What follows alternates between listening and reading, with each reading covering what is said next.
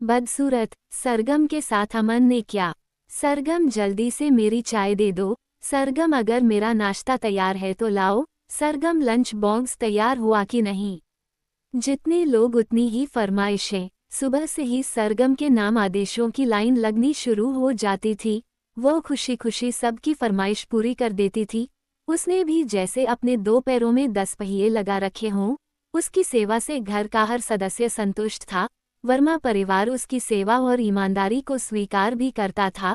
सरगम थी भी गुणों की खान, दूध सा गोरा रंग और कमल सा चिकना बदन, कजरारे नैन, रसीले होंठ, पतली कमर, सुथवा नाक, काली नागिन जैसे काले लंबे बाल और ऊपर से खनकती हुई आवाज। उसकी खूबसूरती उसके किसी फिल्म की हीरोइन होने का एहसास कराती थी। मालकिन मिसेज वर्मा की बेटी यति, जो सरगम की हम उम्र थी के पुराने मगर मॉडर्न डिजाइन के कपड़े जब वह पहन लेती थी तो उसकी खूबसूरती में और भी निखार आ जाता था। मिसेज वर्मा का बेटा अमन तो उस पर लट्टू था, हमेशा उसके आसपास डोलते रहने की कोशिश करता रहता था। वह भी मन ही मन उसे चाहने लगी थी। अब तक दोनों में से किसी ने भी अपने अपने मन की बात एक दूसरे से जाहिर नहीं की थी। घर के दूसरे कामों के अलावा मिसेज वर्मा की बूढ़ी सास की देखभाल की पूरी जिम्मेदारी भी सरगम के कंधों पर ही थी। दरअसल मिसेज वर्मा एक इंटर कॉलेज की प्रिंसिपल थीं। उन्हें सुबह के 9 बजे तक घर छोड़ देना पड़ता था।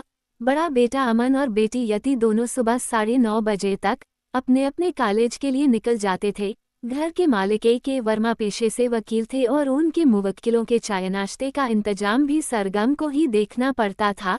सरगम सुबह के 8 बजते बजते वर्मा परिवार के फ्लैट पर पहुंच जाती थी। पूरे 8 घंटे लगातार काम करने के बाद शाम के 5 बजे तक ही वो अपने घर लौट पाती थी। उस दिन सरगम मिस्टर वर्मा के घर पर अकेली थी। बूढ़ी अम्मा भी किसी काम से पड़ोस में गई हुई थी। घर का काम निपटाकर थोड़ा सुस्ताने के लिए सरगम जैसे ही बैठी, दरवाजे की घंटी बज उठी। सरगम ने दरवाजा खोला तो सामने अमन खड़ा था। घर में और कोई नहीं है क्या? अमन ने अंदर आते हुए पूछा। नहीं, सरगम ने छोटा सा जवाब दिया।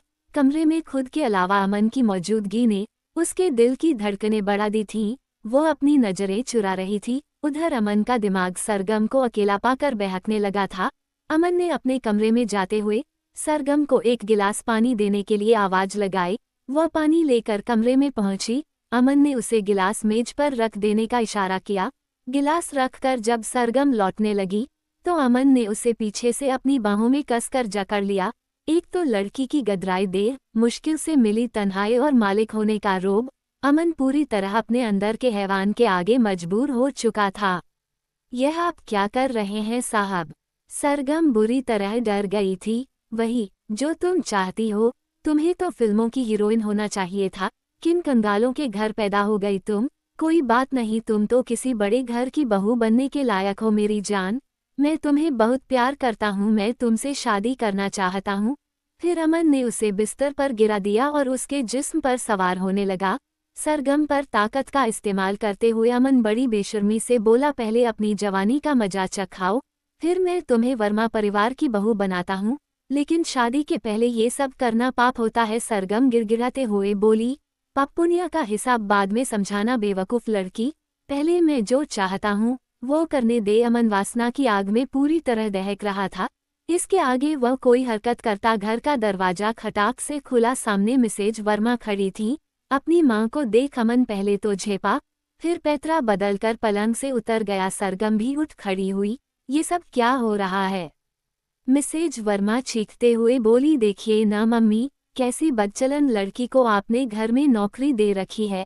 अकेला देखकर इसने मुझे जबरन बिस्तर पर खींच लिया।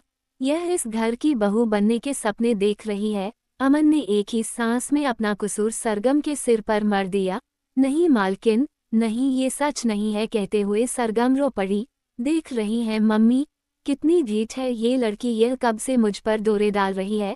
आज मुझे अकेला पाकर अपनी असलियत पर उतर ही आई। अमन सफाई देता हुआ बोला, मैं खूब जानती हूँ इन छोटे लोगों को अपनी औकात दिखा ही देते हैं। अब मैं इसे काम पर नहीं रख सकती। मिसेज वर्मा सरगम पर आंखें तरेरते हुए बोली, नहीं मालकिन, ऐसा मत कीजिए, हम लोग भूखे मर जाएंगे। सरगम बोली, भूखे क्यों मरोगे? अपनी टकसाल लेकर बाजार में बैठ जाओ, अपनी भूख के साथ साथ दूसरों की भी मिटाओ। घरों में झाड़ू पोछा करके कितना कमाओगी, चलो निकलो अभी मेरे घर से, मेरे बेटे पर लांछन लगाती है। मिसेज वर्मा बेरुखी से बोली। सरगम हैरान सी सब कुछ सुनती देखती रही, उसका सिर चकराने लगा। कुछ देर में जाकर वह संभली और बिना उनकी तरफ देखे दरवाजे से बाहर निकल गई। घर आकर उसने रोते रोते सारी दास्तान अपनी माँ को सुनाई। उसकी माँ लक्ष्मी हैरान रह गई। माँ, इसमें मेरी कोई गलती नहीं है, ये सच है कि मैं मन ही मन अमन बाबू को चाहने लगी थी, पर इन सब बातों के लिए कभी तैयार नहीं थी। वो तो इन वक्त पर मालकिन आ गई और मैं बर्बाद होने से बच गई। मुझे माफ कर दो माँ। सरगम रोने लगी। माँ लक्ष्मी ने बेटी सरगम को खींचकर गले से लगा लिया। सरगम काफी देर तक माँ से लिपट कर रोती रही। रो लेने के बाद उसका जी हल्का हो गया। वो लुटते लुटते बची थी। इसके लिए वो मन ही मन मिसेज वर्मा को धन्यवाद भी दे रही थी।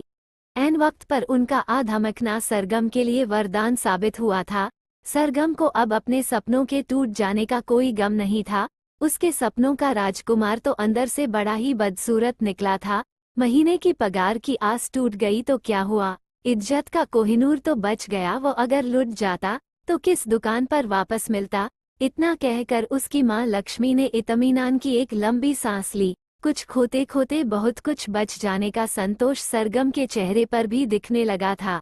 धन्यवाद। कृपया मेरे चैनल को लाइक और सब्सक्राइब करके बेल आइकन का बटन अवश्य दबाएं।